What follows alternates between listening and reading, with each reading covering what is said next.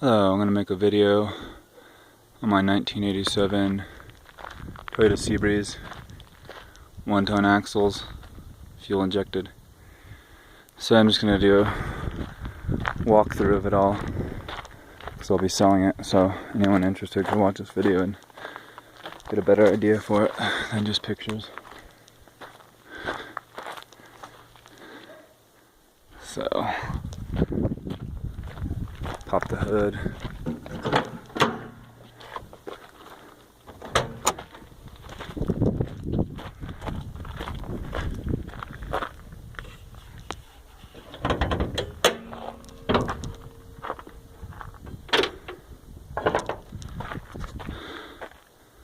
Here's what it looks like underneath. Polished valve cover.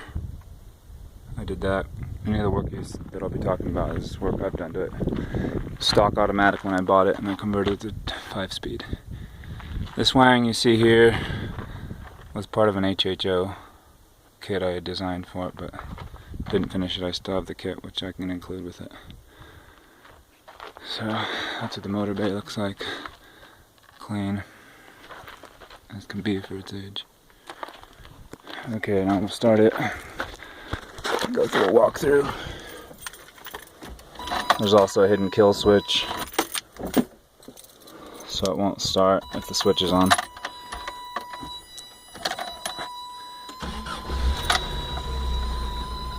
Here's what you'll see on startup. This was also custom designed by me.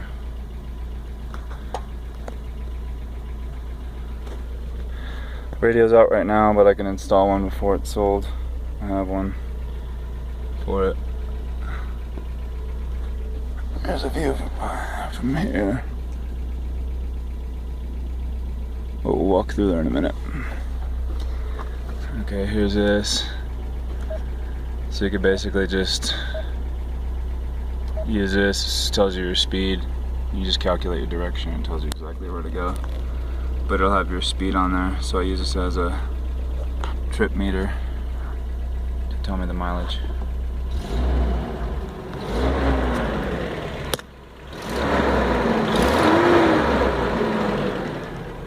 It's always had a tad bit of an exhaust leak, but it's not that bad with the radio on.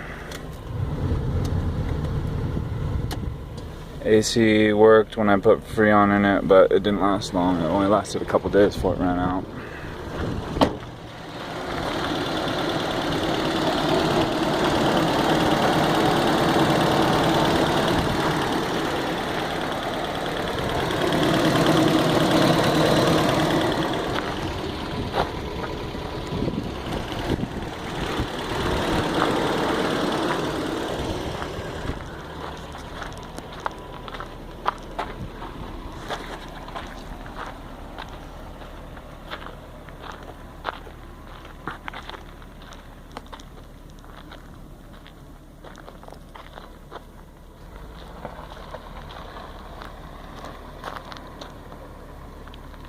So there's the walk around.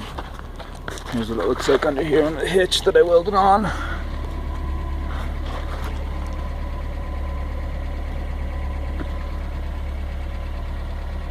It's welded into the main back frame here and the main supports here.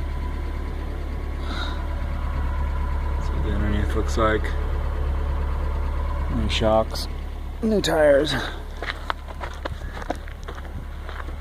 For the airbags, which they kind of hold a little bit from what I remember, but they don't stay held up forever. Here's the inside. We'll put on the water pump.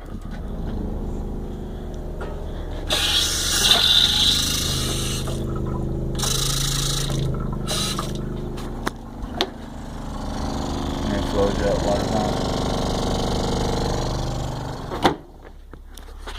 There, just shut off.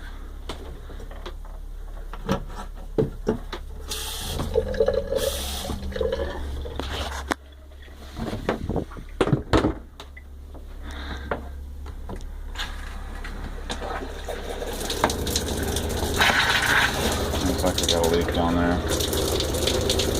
but it does work besides not breaking.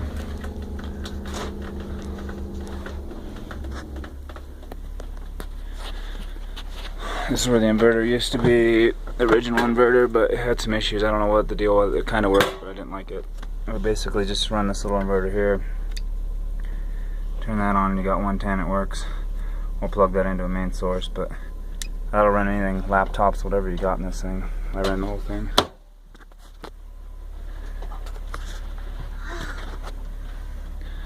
So, I'll start the stove.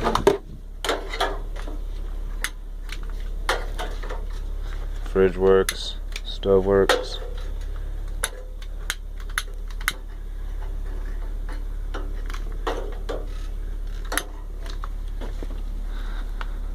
Oh, you can't see what's wrong. This microwave I never used. I took it out, but I put it back in just because it came with it. There's the heater. Works, but it squeals. There's the fridge.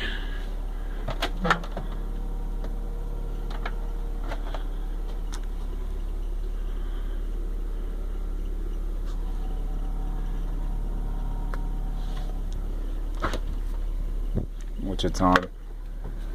What else?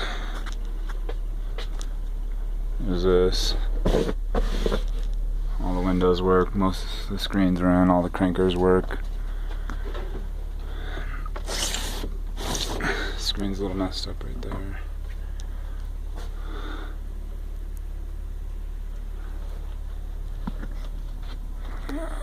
That's a cabinet space. Thanks for your power.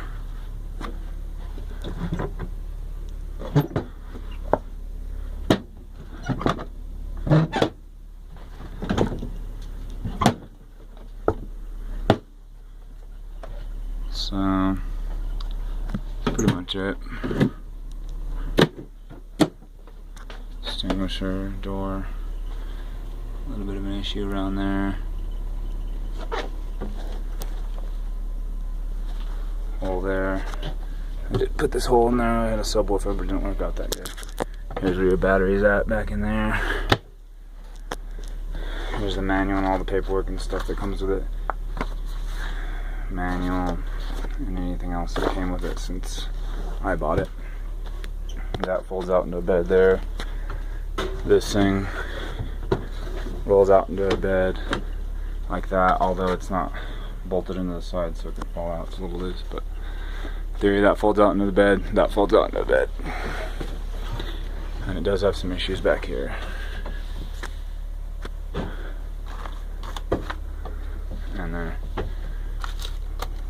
So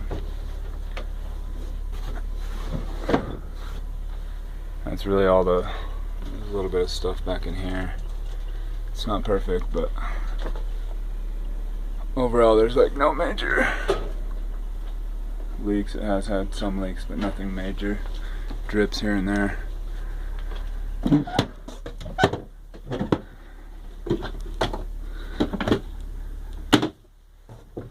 Closet. Looks like there's some stuff in there still. Toilet does have one issue. It was leaking internally, so I put this valve here. And you just open this valve and put the water in there.